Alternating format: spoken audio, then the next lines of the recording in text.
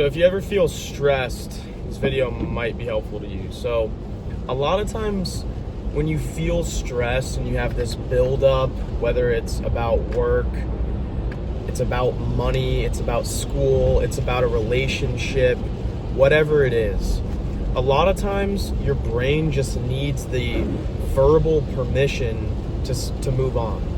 What that looks like is you say, whatever.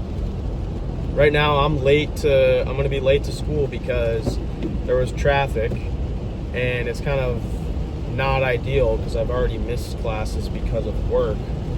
So I know this teacher is pissed at me and just kind of underprepared because of missed classes, and the teacher's just not very understanding. But regardless, there's some stress and anxiety behind that, and I just got to be like, whatever, you know? Or when you're in sales, you have a bad meeting or whatever, a bad appointment, you say, whatever, on to the next. Whatever it is, any bad interaction, you need to say the verbal whatever, you know, on to the next one. And it's actually incredible how powerful just saying that is. Because you can sit there and analyze what you did wrong, which is sometimes good, but most of the time you just need to move on because it's over. You can't do anything about it. This is mostly for when you can't do anything about the circumstances, which in life that happens a lot. There's a lot of circumstances that you can't control. And so for you to be able to say, whatever, it's fine.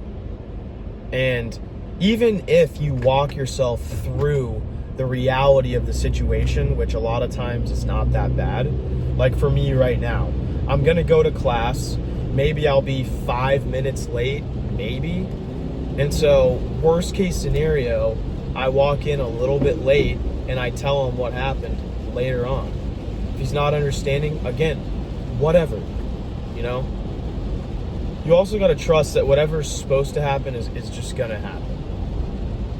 If you're supposed to be late today, there's a reason you're supposed to be late. Just trust it. Be like, whatever, on to the next one.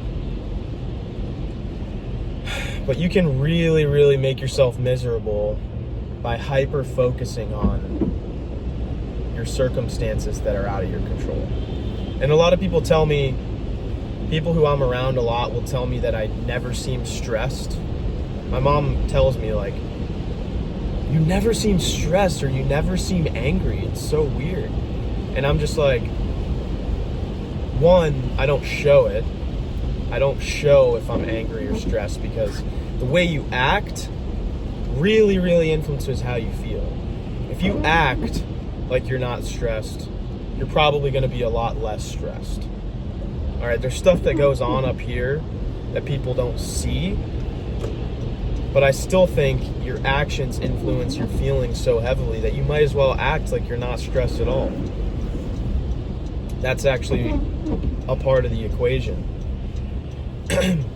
And so if it all comes back to whatever, you know? It just is. Nothing's good nor bad, it just is. And that's kind of a Buddhist philosophy, but Buddhism has some really powerful shit in it that I think we all have shit we're going through, we all have stressful lives. I think Buddhism has some really cool teachings that anyone can put into practice, whether you're Christian, whether you're atheist. The stuff Buddhists are able to do is quite remarkable, and it's all in their head. And so if you can take some of those lessons and change the way you use your brain, why wouldn't you? You know what I'm saying? Why wouldn't you do that?